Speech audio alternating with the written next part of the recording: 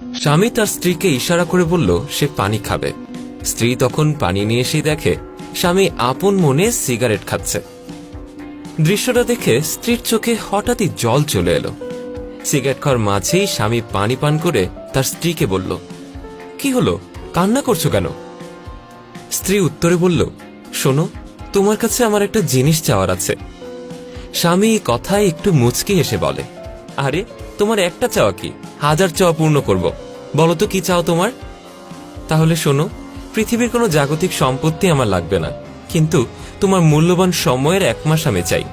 সেই মাসে শুধু তুমি আমার কথা মতোই চলবে, অন্য কিছুই শুনবে না। স্বামী একটু অবাক হয়ে বলল, আরে এটা আবার কেমন চাওয়া? আচ্ছা ঠিক আছে, আমি রাজি, এবার তো একটু হাসো। স্ত্রী বলল, 1 মাস পরেই বলতে পারবো আমার জন্য হাসিটা কবুল হয়েছে কিনা। এভাবেই স্বামী স্ত্রীর কথা বলার সময় আসরের আজান হয়ে যায়। স্ত্রী তখন স্বামীকে অজু করতে বলে অন্য রুমে চলে গেল। ফিরে আসলো সাদা একটি পাঞ্জাবি আর আতর নিয়ে। স্বামীকে পাঞ্জাবি পরিয়ে আর খানিকটা আতর লাগিয়ে মসজিদের দিকে ইশারা করে বলল, যাও মসজিদে যাও।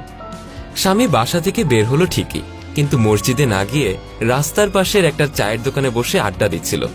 তারপর নামাজের জামাত শেষ হলে আবারও ঘরে ফিরে আসে। এমন ভাবেই 5 দিন চলার পর স্বামী ভাবল, না না, এইভাবে আর মিথ্যা বলতে ভাল লাগছে না, আর সবকিছু গায়ে দিয়ে এরকম চোরের মতো রাস্তায় থাকাটা বেশ কষ্টের, তার চেয়ে ভালো মসজিদে যাই। স্বামী তখন আজ রাস্তায় না বসে মসজিদের ভেতরে প্রবেশ করল।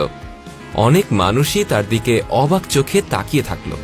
সবাই হতভম্ব, যেই ছেলেটা কিনা বখাটে ছেলেদের ওস্তাদ, সে আজকে মসজিদে এসেছে।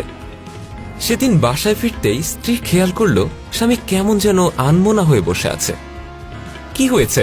স্ত্রী জিজ্ঞেস করল। স্বামী বলল, আজ আমি সাকসেস হয়েছি। সাকসেস হয়েছ মানে কোন বিষয়?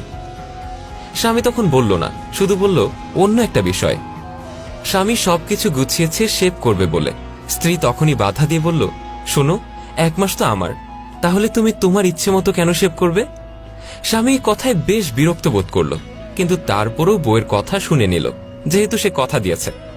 আগে 2 দিন পর পর শেভ না করলেই তার গালে মুখে সে কি চুলকানি, অথচ আজ 15 দিন ধরে শেভ করে না, কিন্তু তারপরও চুলকাচ্ছে না।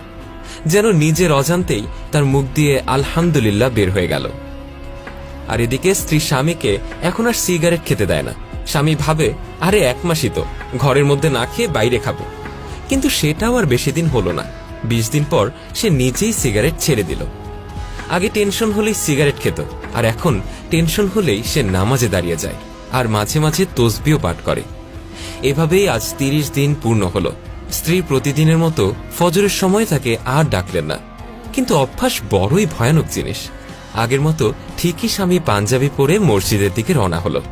এদিকে স্ত্রী আল্লাহর কাছে শুকরিয়া আদায় করল।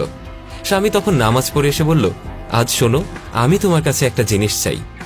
স্ত্রী উত্তর দিল, কি চাও তুমি, সেটা আমাকে বলো। স্বামী বলল, আমার 1 মাস নয়, আল্লাহ তাআলা আমাকে যত দিনের হায়াত দিয়েছেন ততদিনই কি তুমি আমার কথা মেনে নিবে? স্ত্রী তখন মাথা নেড়ে হ্যাঁ বললে স্বামী খুবই খুশি হলো, আর স্ত্রীর মনের ইচ্ছাটাও পূর্ণ হলো। সেদিনের বাকি হাসিটা আজ সে মন ভরে হাসল। শুনুন বোনেরা, আপনাদেরকে বলছি, জানি বেশিরভাগ ছেলেরাই নেশা করে, কিন্তু বোনেরা, আপনারা ধৈর্যহারা না হয়ে একটু চেষ্টা করুন তাকে পাল্টানোর। এখন বোন, যেটা বাবা মা পরিবর্তন করতে পারেনি, সেটা কিন্তু আপনাকে দিয়েই সম্ভব। অপরদিকে দেখো ভাই, বউয়ের কথা শোনা ভালো, কিন্তু যা তোমার জন্য শোনা ভালো সেটাই শোনো।